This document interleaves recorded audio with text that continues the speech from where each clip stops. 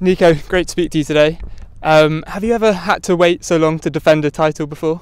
I don't think anyone has. Yeah, I mean, it always makes me smile, you know, being Belgian and being, you know, the reigning champion for the French Open for 3 seasons. It's, I mean, in the first place, it was just an unbelievable achievement. And of course, through COVID, yeah, it's quite nice to be remembered for being the French Open champion for about 3 seasons. You've touched on it there. Of course, you've had some special memories in your career.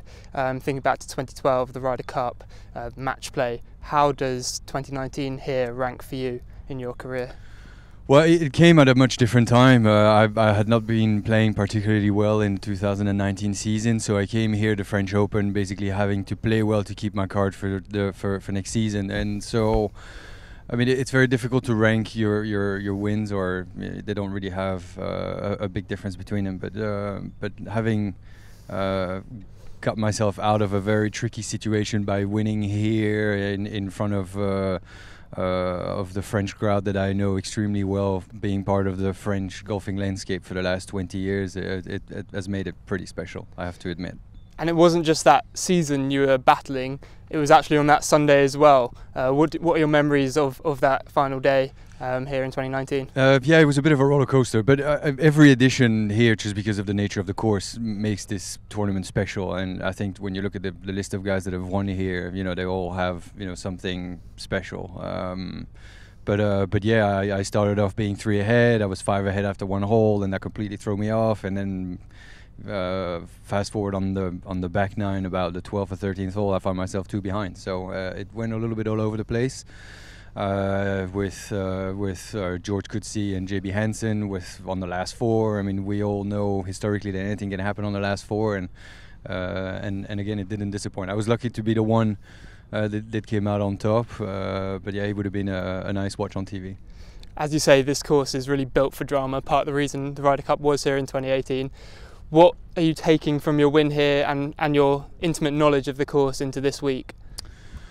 Well, I think one of the big reasons why I played well in 2019 was because I came here for the Ryder Cup, and I followed the whole week, and it gave me a total different outlook on how to play the course. You know, we've always come here and played this historically in June. The course was really bouncy and firm, and you play 72-hole stroke play, and then all of a sudden you see the guys, you know, firing at pins and making a bunch of birdies. So it gave me a different way to look at this golf course, and it certainly helped me to post a decent.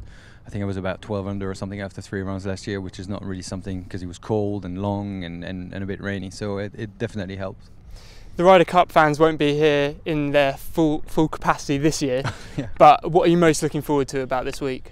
Well, I'm a little bit of everything. I mean, you know, just walking around here and seeing faces that I know for 20 years. You know, you add on top that it's been 3 years we haven't played here as well. You know, my friends from the French press, the French galleries. You know, Belgium's not too far. There's always a decent amount of Belgian fans that come drive down and spends the week here with us. And I'm also looking forward to eat 12 snails every night like I did last time when I won. Well, good luck in your defence, Nico. Thank you. So Nico, it's been a while since you won here in 2019. What are your memories of that special tournament for you? C'est spécial évidemment, voilà, de revenir à un tournoi qu'on a gagné. Voilà, celui-ci est un petit peu différent parce que voilà, étant francophone, ayant fait partie du paysage golfique français depuis 20 ans aussi, ça a rajouté une couche supplémentaire à cette victoire ici en 2019. 3 ans, c'est long, mais voilà, je pense que voilà, en général, la majorité des joueurs sont très contents de revenir jouer l'Open de France et cette année particulièrement pour moi. And what can you take in terms of your knowledge of the course from your win here and the many times you've played into the following week? Alors un des éléments clés, c'est qu'en fait je suis venu voir la Ryder Cup et j'ai pour une fois vu une façon différente de jouer le parcours, qui est du match play évidemment. Donc ayant l'habitude de jouer ce parcours en format normal de 72 trous en stroke play au mois de juin où la balle va un peu dans tous les sens, là le fait d'avoir joué en octobre et de l'avoir vu en septembre à la Ryder Cup fait que voilà, le parcours pouvait se jouer différemment et beaucoup plus agressivement. Donc ça m'a quand même je vais pas dire faciliter la tâche parce que ça reste un parcours difficile, mais ça m'a quand même ouvert les yeux sur une façon différente de jouer ce parcours du golf national qui reste super technique, super difficile, mais qui à une période différente de l'année pouvait être un petit peu plus abordable. And finally, what are you most looking forward to about being back here in Versailles, in the home of French golf? En fait, la semaine dans son ensemble, voilà, de voir des têtes que je connais depuis 20 ans, que ce soit des gens du public, des gens de l'organisation, la presse française. Il y a toujours systématiquement pas mal de supporters belges qui viennent. Et puis voilà, ça reste un parcours de Ryder Cup, c'est quand même toujours excitant à jouer. Et donc ouais, ça fait vraiment plaisir de pouvoir revenir après 3 ans, après cette période Covid évidemment. Et puis de faire des bons gueuletons le soir dans les restos dont on a l'habitude et m'envoyer ma douzaine d'escargots tous les soirs, comme j'ai fait la dernière fois en 2019. Thanks very much, Nico. Good luck. Merci.